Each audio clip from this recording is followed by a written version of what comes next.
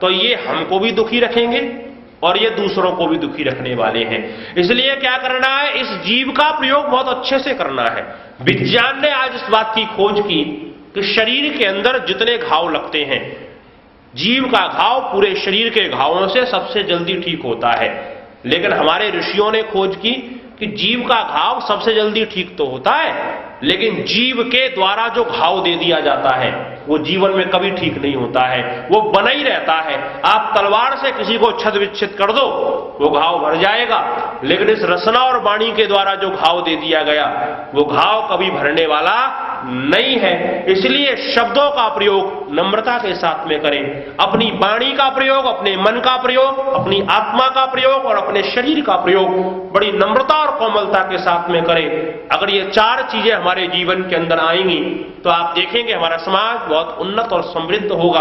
अपने समाज को हम उत्तम करने का प्रयत्न करें। ये थोड़ी सी चर्चा समय की अवधि में मैंने की है, आप लोगों ने ध्यान से सुना, इसके लिए आपका बहुत बहुत आभार। और चलते चलते आपसे एक निवेदन करना चाहूंगा कि जो पिछले 5 दिनों में हम लोगों ने बातें कही हैं वो बातें इसी प्रकार से हैं जैसे वर्षा के समय में जब पानी बरसता है तो 97% पानी समुद्र में चला जाता है, हमारे किसी काम का नहीं रहता है, और 2% पानी नदी और नालों में भरा रहता है। 1% पानी से हम अपना काम चला लेते हैं। ऐसे ही जो हम लोगों की बातें हैं उसमें से 97% तो आप भूल गए होंगे, 2% बातें कहानी और किस्सों में चली गई, 1% बात भी आप अगर जीवन के अंदर धारण करेंगे तो आपके जीवन का कल्याण होने वाला है। इन बातों को अपने जीवन के अंदर स्थान देने का प्रयत्न करें। और जो हमारे आर्य समाज के आशीष जी और उनके सारी की पूरी टीम है, जो कार्यकर्ता सारे लोग मिलकर के काम कर रहे हैं, साहब ये सामाजिक काम करना बड़ा कठिन होता है। और स्वामी स्वतंत्रतानंद जी महाराज एक बात कहा करते थे कि समाज का काम वही व्यक्ति करे जो रोटी खाए अपने घर की, पैसा खर्च करे अपनी जेब का, लोगों की खाए गालियां, और उसके बाद अगर समाज का काम वो कर सकता है तो करे।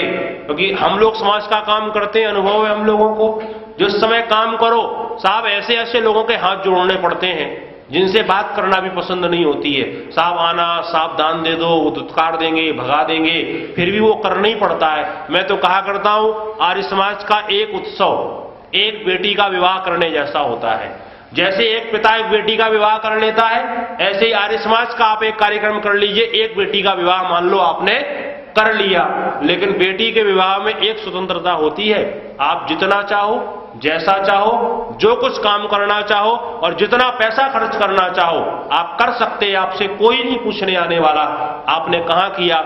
लेकिन जब आर्य समाज और समाजों का काम करते हैं तो ऐसे ऐसे लोग हिसाब मांगने लगते हैं, हिसाब जिनको कोई लेना देना नहीं, जिन्होंने शायद 5 रुपए भी दान न दिया हो, लेकिन वो भी कहेगा अरे साहब सब खा गए पैसे लेकर के।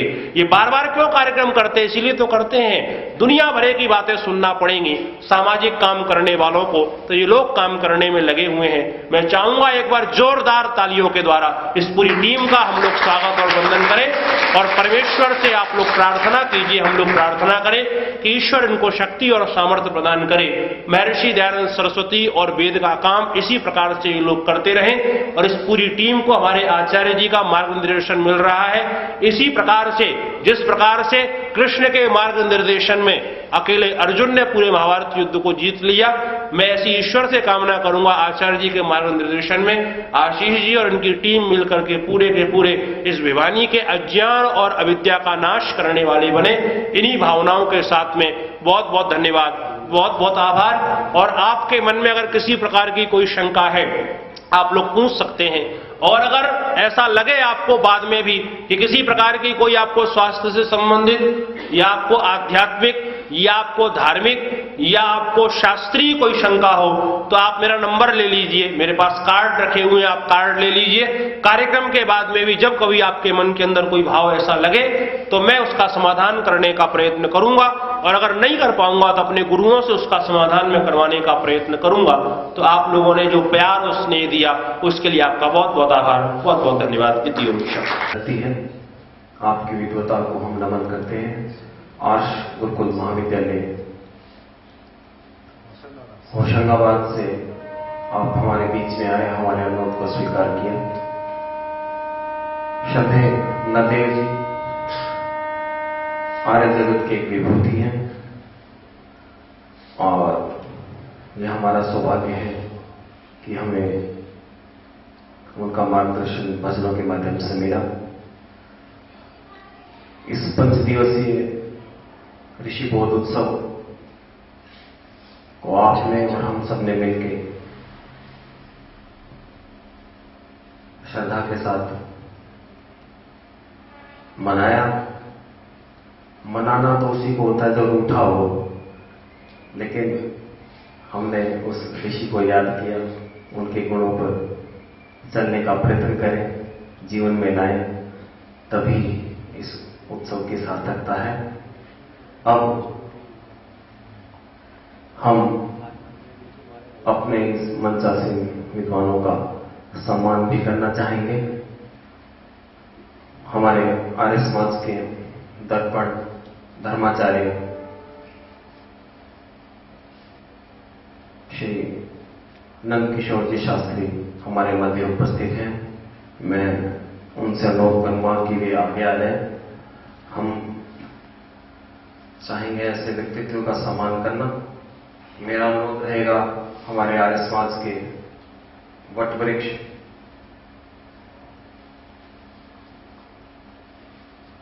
हीरालाल जी से, और ऐसे व्यक्तित्व का सम्मान करते हुए हर्ष हीरालाल जी इनकी सेवा समर्पण को भी हम नमन करते हैं। 5 दिवसीय ऋषि बोध उत्सव में जिनके ब्रह्मत्व में हमने यज्ञ किया, आदरणीय ज्ञानचंद जी शास्त्री, उनका भी हम आशीर्वाद लेना चाहेंगे। सम्मान करते हुए हर्ष भी हो रहा है, ऐसा व्यक्तित्व हमारे मध्य उपस्थित है। तो मेरा अनुरोध रहेगा हमारे आर्य समाज के महिला समाज की मंत्राणी कृपया आगे आए और हमारे आचार्य जी से आशीर्वाद लेते हुए और जिंदगी का चमन भी महकता रहे। चांद सूरज हो जब तलक आसमान में, आपकी किस्मत का सितारा भी चमकता रहे। तो ऐसा व्यक्तित्व हमारे आर्य समाज में धरोहर, हम भी उनका सम्मान चाहेंगे करना। तो ये हमारा सौभाग्य है। आपका जीवन बोलता है, आपकी सादगी और विनम्रता को हम प्रणाम भी करते हैं। मेरा अनुरोध रहेगा हमारे आर्य समाज के वट वृक्ष श्री मोहनलाल जी से,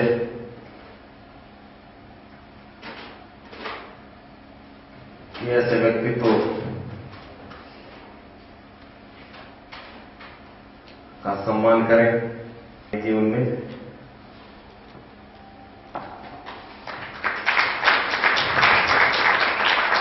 और हमारे मध्य उपस्थित है महेंद्र जी, आचार्य योगेंद्र याचिक जी हमारे मध्य हैं, तो हम भी उनका सम्मान करना चाहेंगे।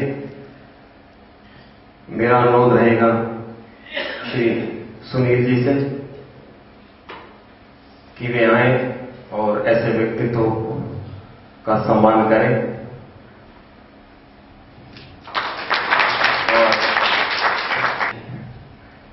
ये आर्य समाज की तरफ से एक सम्मान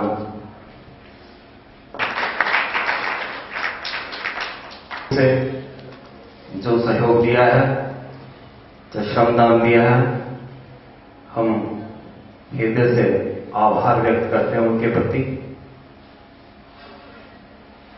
और आप सबसे निवेदन रहेगा कि दैनिक यज्ञ में जैसा समय निकाल के आए, साप्ताहिक सत्संग भी, महिला सत्संग भी होता है, तो उसमें भी समय निकाल के सम्मिलित हो, तो समाज में एक नई दिशा देने का कार्य हम कर पाएंगे आप सबके सहयोग से। अब इस कार्यक्रम का समापन।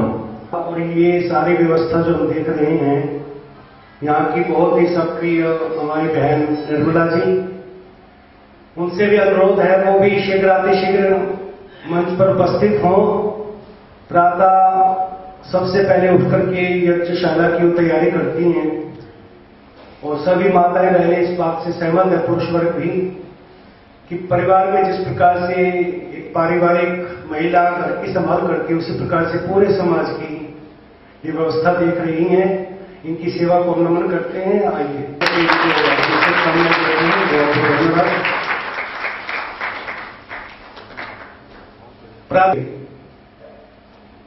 एक हमारे महाशय जी बैठे थे, वो पूछ रहे कितने रेट की है, क्या कीमत है, तो हमने कहा 40 रुपए है। तो सुभाष जी हमारे आर्य जी बैठे हुए हैं, इन्होंने कहा आधी कीमत मैं दूंगा भाई। तो 30 रुपए में कि वो सारी की सारी निकल गई। उसकी और भी जरूरत थी, आचार्य जी इतनी लाए, इतनी दूर से इतनी आ सकती है, उसको की और भी डिमांड थी। इनको स्वयं को नहीं मिली एक पुस्तक, 10 किताबें निकाली, 10 वो भी चली गई। अब इन्होंने हजारों पुस्तक और बाहर लगा करके रखी हुई है, वो सारी किताबें वो भी आधी कीमत में मिल रही है। तो समय तो बहुत ज्यादा हो गया है, अब आपको पुस्तकें देखने का इतना अवसर नहीं है, लेकिन जो भी रुचि रखते हो, जितना ले पाते हो तो आप मन करते हैं। तो आप सबका धन्यवाद। पुनः समय पर्याप्त हो चुका है, आपने बड़ी शांति से, धैर्य से इस सारे कार्यक्रम की शोभा बढ़ाई। और एक बार हम सभी मिलकर के अपने आगंतुक अतिथि विद्वान दोनों वक्ताओं का हार्दिक अभिनंदन करते हैं। और जैसे इन्होंने कामना की, समय समय पर जब कभी हम आपको याद करें, आप सब जरूर जो है हमारे इस कार्यक्रम में आकर के हमारा मार्गदर्शन करेंगे। इन भावनाओं के साथ आशीष जी और उनकी पूरी टीम का भी हम धन्यवाद करते हैं। और एक बात मैं पीछे भी कह रहा था, आगामी कार्यक्रम की भी व्यवस्था कर चुके हैं, बताइए मई मास की वक्ताओं की भी। और ये जो बार में दिन में बतला रहा था, ये जो बैनर आप पोस्टर लगे हुए देख रहे हैं, 3 महीने से लगे हुए पंडित जी, ये अभी नहीं लगे 2-4 दिन से। तो इनके उत्साह को और इनकी निष्ठा को भी हम नमन करते हैं। ये और एक बात और मैंने नोट की, मैं ऊपर बैठा हुआ मंच पर 10 लेक्चर हुए सुबह शाम 5 दिन में, काफी में सारा नोट किया हुआ है, डायरी लेकर के बैठे रहते हैं। और व्यक्ति कोई ऐसा देखा नहीं, 1-2 और कभी कभी देखेंगे, एक बार नोट करते रहे हैं। और सबसे पहले आने वाले व्यक्ति ये है, सबसे पहले ये बैठे हुए, क्यों पंडित जी, अकेले। और बाद में तो सारी डायरी काफी भरी हुई है, बड़े जागरूक होकर के जिसे कहते हैं वो श्रोता के रूप बैठे हैं। इस बालक को, अपने कार्यकर्ता को हम अपनी शुभकामनाएं आशीर्वाद देते हैं। और आप सबका पुनः धन्यवाद। आइए शांति पाठ और जय घोष के साथ आज की सभा को ओम विराम दे। ओम द्यौः शांति अंतरिक्षं शांति पृथिवी शांतिराप शांतिरोषधयः शांतिः वनस्पतयः शांतिर्विश्वे देवाः शांतिर्ब्रह्म शांतिः सर्वं शांतिः शांतिरेव शांतिः सामा शांतिरेव। ओम शांतिः शांतिः शांतिः। जो बोले सो अभय वैदिक धर्म की, महर्षि स्वामी दयानंद की, गुरुवर स्वामी मिर्जानंद की, योगेश्वर भगवान श्री कृष्ण की, मर्यादा पुरुषोत्तम भगवान राम की, भारत माता की, गौ माता का, आर्य समाज, वेद की ज्योति, ओम का झंडा, प्रणव ध्वनि, ओम।